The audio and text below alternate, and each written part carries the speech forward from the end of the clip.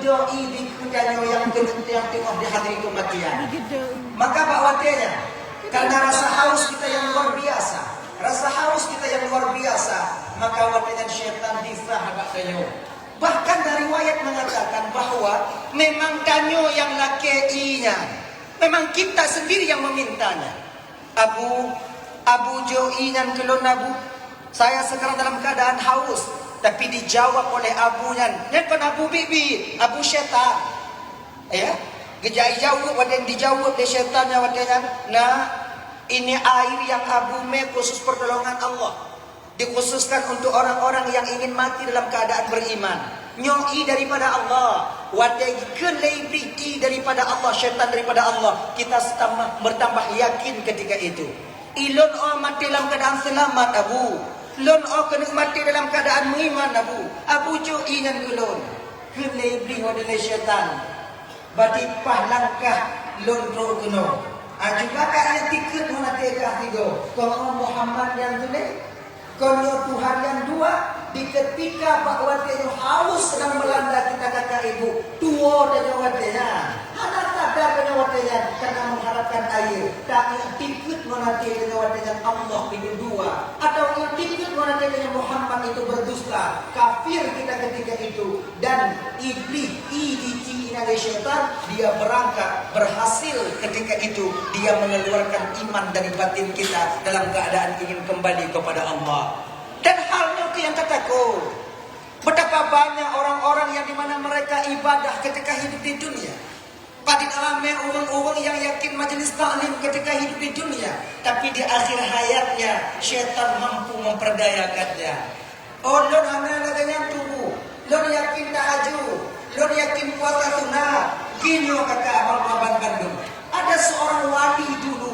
Wali yang paling dekat dengan Allah Subhanahu wa Ta'ala, yang lazim kita dengar nama beliau itu Syekh Bersisa. Syekh Bersisanya penuh cila-cila lah. Murid beliau, apa riwayat 400 orang murid beliau itu diberikan kelebihan oleh Allah bisa terbang di luar awan, di atas awan. Mamunya murid ditapo, gebi kelebihan dari Allah Ta'ala, manggunya kibana. Dukno karamah, dukno lebih kejut dari Allah Ta'ala. Tapi ketika kita baca dalam riwayat, ketika dengar-dengar dan dengar-dengar bak budak-budak dan nyokuga, Syekh Bersisa itu mati dalam keadaan kafir. Wat yang meninggal dalam keadaan tak membawa iman, menangis penduduk langit ketika itu karena iba kepada Syekh Bersisa. Yang namun Allah menegur semua hambanya, penduduk langit katanya. Yang lebih tipe keadaan hamba dulu, awaknya kajian tengah. Karena takdir dong. Maka karena demikian abang-abang Bandung, hana pun hanya merasa lebih dengan amal ibadah, hana pun hanya merasa sombong dengan ilmu pengetahuan. Bila kita mempunyai ilmu tinggi, iblis lebih tinggi ilmunya. Apabila kita beramal lebih kuat, maka Syekh Bersisa itu lebih kuat amalnya. Bahwa tengok ibu bapak yang mesti sadar, karena ujian yang terakhir tak semua orang dapat melewatinya. Cuma kita berusaha. Dan utuha maka bakwatenyo ke agar syaitan tak dapat dipudaya dengan kiban. Butuh kita kepada anak yang saleh dan anak yang salehah yang mau menjaga dan menanti kepulangan kita untuk sampai ke hadratullah azza wa jalla. Hambosan di kumit dia kakak. Anak tanyo yang tem baca Yasin, anak yang tem baca surah Ar-Ra'du, anak tanyo yang tem baca surah Ar-Rahman. Kenapa dia mau? Sudah dididik dia ketika dia tinggal di Daya.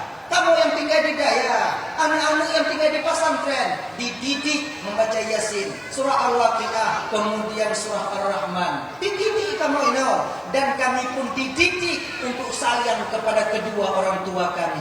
Konpat lain hanya dididik, tapi di dalam Daya itu sangat kental pendidikannya. Lebih. Maka ini aku tanya pada anak yang saleh.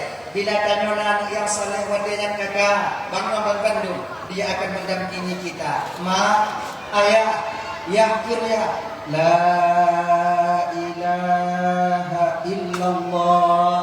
Mudah kaget tak muka rata nyonya ikut. Tapi menyamankan apa-apa nafas wadahnya. Maka dalam keadaan sakit, bahwa dia sering membaca surah Yasin.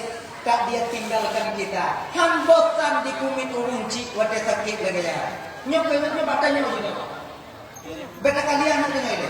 Betapa banyak kita seorang anak yang bosan tak kumit mak non ayah dan nyawa dia lagi. Amin ya. Bosan tak kumit. Kalau sakit mak tanyonya lewat petua 5 minggu 3 minggu, okey. Mendong yang kumit. Tapi ketika sakitnya sudah bulanan, tahunan, maka bakwatenya mereka banyak daripada kita yang bosan tak kumit mak non ayah dan nyawa. Mengalahkan dan nyawa dia. Mengalahkan. Kadang tak di rumah mak no rumah ayah tu hantar kini. Tak opor-opor kadang mak tanya, duk no tanya mak tanya. Kenapa ini terjadi? Karena minimnya ilmu agama dan kasih sayang kita kepada orang tua kita. Nanti ingat tanya wajah tanya mentang ubud ni. Bukan 1 tahun, puluhan tahun orang tua kita menjaga kita. Bahkan waktu kamu kahwin, munya mentang ubud mak tetap dijaga tanya mentang sebagai orang tua dan kita sebagai anaknya. Duk no sayang uhum duha kepada dia. Tapi apa balasan kita sebagai seorang anak? Ketika 3 bulan 2 bulan takir, kadang tinggal di rumah tanya anu tu lo. Kadang-kadang tekan 6 bulan tinggal saja tanya. Kahui bang-bang tanya Bandung kakak-kakak tanya Bandung. Tapi buat apa inan untuk tanya mak semeluhnya. Pegah ba abang bang, mak bak dem katitun bang. Nyomak gela keja rumah bang. Kiban. Nah kadang sebahagian abang yang tutut wadenya. Deh, nyomak mak bang. Ayah bang. Konon bang terima. Tapi hanjit bang me rumah bang. Bang dalam keadaan jak puruno jak jauhkan cu. Munya bunga bang jauhkan tu. Kakah jak semua puruno rumah tikula.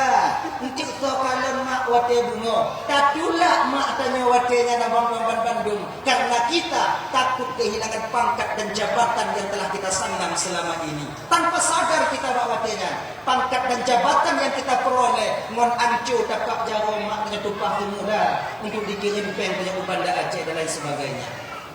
Demi pangkat kadang kita tinggalkan orang tua kita. Dukno minimnya kasih sayang kita. Dan rasa balah guna dan nyoba mak dan ayah itu. Makanya gua Bandung yang dimuliakan oleh Allah Subhanahu wa taala. Dakji kejadian yang serupa jangan terjadi baktanya wadanya sakit. Nya punya anak yang saleh je. Anak yang saleh. Kan? Ada benar ketik. Meninggal. Konya yang terharap daripada anak. Tanya kunci nyo anak lebih. Nyo adik-adik lemburan Bandung yang kalian didaya sekarang ni. Kami orang tua kalian tak mengharapkan lebih daripada kalian. Kamu je di kampung ini. Kamu meminta ancur tapak jawa, ancur tapak kaki. Hanu peduli kena sifat baga. Hanu peduli kena tunak baga. Yang pokoknya awaknya berhasil dalam daya. Harapan kami cuma satu. Mau kalian nanti mentalkinkan kami di ketika sakaratul maut. Ada lebih daripadanya kemauan kunci. Maka persiapkan diri kalian. Yang pada adik-adik, persiapkan diri kalian di daya untuk bisa kita bantu kunci dengan di ketika bantuan terakhir nanti untuk kita berikan. Kiban cara mentalkinkan orang-orang yang dihadiri kematian. Menyebut ayo. Setidaknya kalian nanti yang menjadi imam bagi orang-orang tua kalian ketika mereka kembali kepada Allah. Betapa bahagianya kami orang tua. Kalian yang tukang sah bak gelindung kamu. La ilaha illallah. Yang awaknya sah. Kemudian dengan ke awaknya tengah yang jauh imam sementara kamu terbujur kaku di depan kalian. Persiapkan diri kalian.